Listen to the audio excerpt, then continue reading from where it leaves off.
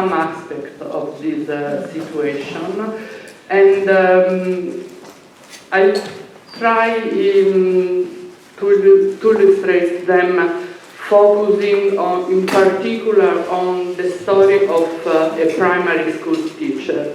She was called Francesca, and she lived in a small village not far from Perugia. In the history of Italian women teaching, and especially that in primary school, gave women a big chance in changing their lives. And at the beginning of the 20th century, the struggle of school mistresses for equal pay constitutes the first case of claims for the equal pay. Moreover, the teachers were at the forefront in the request for the vote. During the fascism, there was a clear disparity in wages between female teachers and male teachers, and men were privileged for places in competitions. Moreover, women were forbidden to teach philosophy and Italian language in high schools, and were excluded from the administration of schools. For example, before it was possible to become direttrici didattiche, during the fascism it was forbidden. But even before the Republic was proclaimed, the situation changes. On July 4, 1944, the day of the arrival of Americans in Rome, the Ministry of Education, the historian Omodeo, in the newly appointed government Bonomi, approved a law that cancels those fascist laws. Furthermore, I would like at least to quote when in 1945 in Reggio Emilia a group of women of peasant origin opened on their own initiative a first entirely self-managed kindergarten. At that time there were only a few kindergartens, and they were managed by religious orders. The kindergarten will later, as you know, will be later be recognized worldwide as a model, a pedagogical laboratory based on the exchange between adults and children. At the same time, the two major women's associations, the Unione Donne Italiane, founded in 1944 and linked to the Communist Party, and the Italian Women's Center, founded in 1945, Catholic and linked to the Party of Christian Democracy, were very active in giving birth to nursery schools. Let's go back to the primary school teacher. Although the Constitution established equal pay for both men and women, in fact a real equality was reached only after the ratification of the Directive of the International Labour Organization in 1956 and the Treaty of Rome on the European Economic Community in 1957. And the provisions for teachers will be obtained later through union agreements. But the case of the teacher, of Francesca, and let's say that the case of the teachers is not the only one, and above all, it is not the most serious.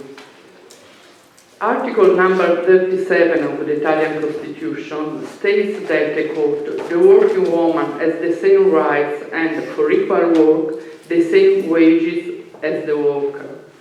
But the same article specifies that, I quote, "Working conditions must allow the working woman to fulfill her essential family function and ensure special adequate protection for the mother and the child." The wording of this article was the result of a debate between the women present in the Constituent Assembly, and in particular between Maria Federici, a Catholic, and Lina Merlin, a socialist. According to Federici, The child of the working woman has the right to maternal care like all other children. Therefore, timetables, land of work, leave, etc., must keep in mind that the working woman, in addition to her job, has also a great function to perform, to train, raise, educate the children. Lina Merlin, instead, believed that this statement should be avoided because it was, I quote, a traditional principle, now outdated by economic and social reality, which limits the activity of women to within the family. In short, Federici wants the maternal role to be recognized. Merlin wants equality to be recognized. Therefore, in the Constitution, equality in work is guaranteed, but it is reiterated that the essential function of the woman is the family function. And a similar attitude is found in other articles of the Constitution. These are clauses that are configured as a limit to equality, and as such, they held back the implementation of some provision of the Constitution. The protection of motherhood puts equality into the background, and putting equality aside means leaving room for discrimination. An example is the tobacco workers.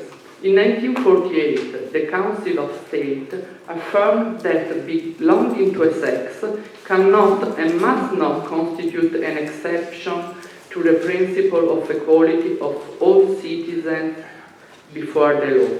But, I quote, there can well exist reasons, always related to sex, which must lead, in tribute to other criteria, to the exclusion of one or the other from certain offices.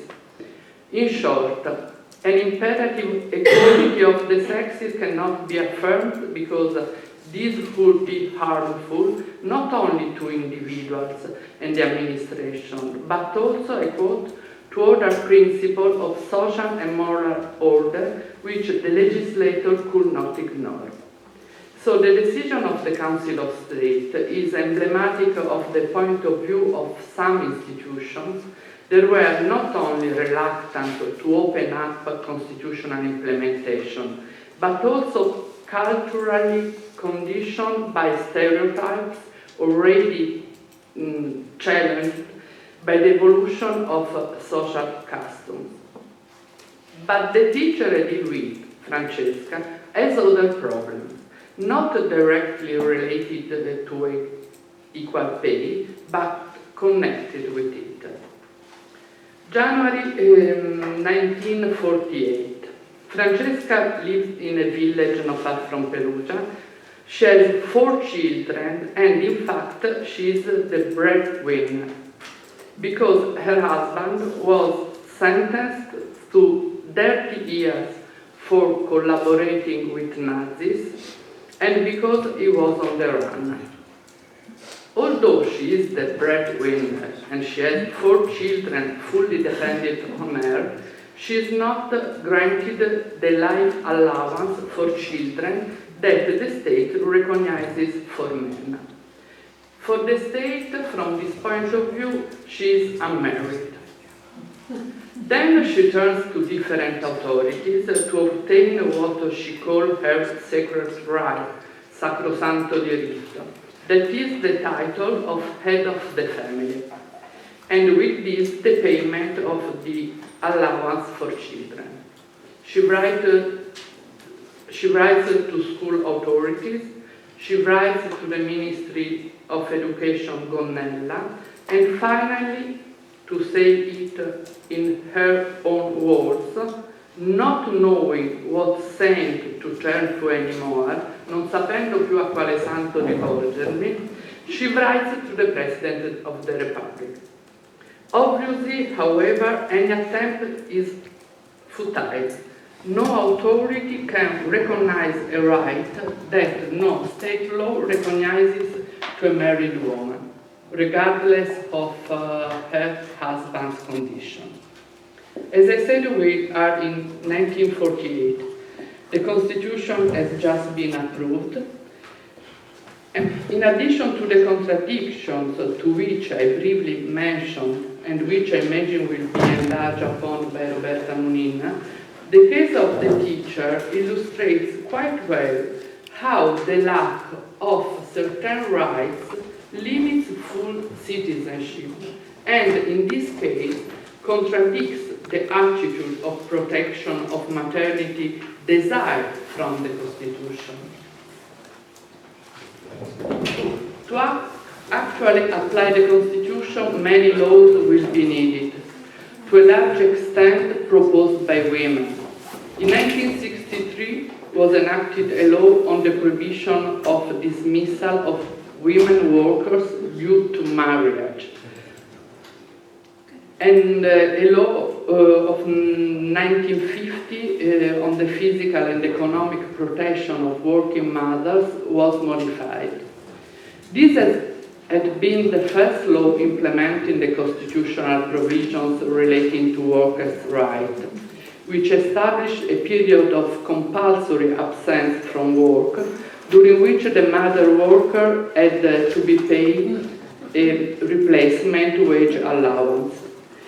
But to escape these obligations, employers invented very harmful and effective systems, such as having the worker deliver a resignation letter with a blank date to be shown at the most convenient time. Another law of 1963 established that women can access, I quote, all offices, professions, and public jobs, including the judiciary, in various roles, careers, and categories, without limitation of duties and dissolution of the career, except for the requirement established by law. This result was achieved by repealing a law of 1919 and its implementing regulation, which contained rules not only unconstitutional, but for our culture, absurd and even ridiculous. Women were in fact excluded from the judiciary, from diplomacy, from the positions of Director General, Prefect, General Account of the State, and even from secretarial jobs in the courts. Another law in 1971 passed for the protection of working mothers. But none of these laws could solve the problem of Francesca. It will be necessary to wait until 1975, when the reform of the family law is approved. It was one of the most important reforms among those of constitutional implementation, because it completely changed the internal structure of the family, recognizing the woman's condition of complete equality and strongly strengthening the legal protection on even illegitimate children. Let's say the law was 1975, so after the second feminist movement. Until 1975, the Italian legal system was in a strange situation. In fact, in the Constitutional Charter, some articles recognize the full equality of rights and duties between the spouses, while on the level of ordinary legislation, the provisions of the Civil Code of 1942 were still in force, inspired by an authoritarian and hierarchical model of the family in which the husband was the boss. The law of 1975, wanted in particular by 4 parliamentarians, Nilde Iotti and Giglia Tedesco, belonging to the Communist Party, and Franca Falcucci and Maria Eletta Martini, Christian Democrat, had the merit of fully harmonizing ordinary legislation with constitutional rules. Thank you.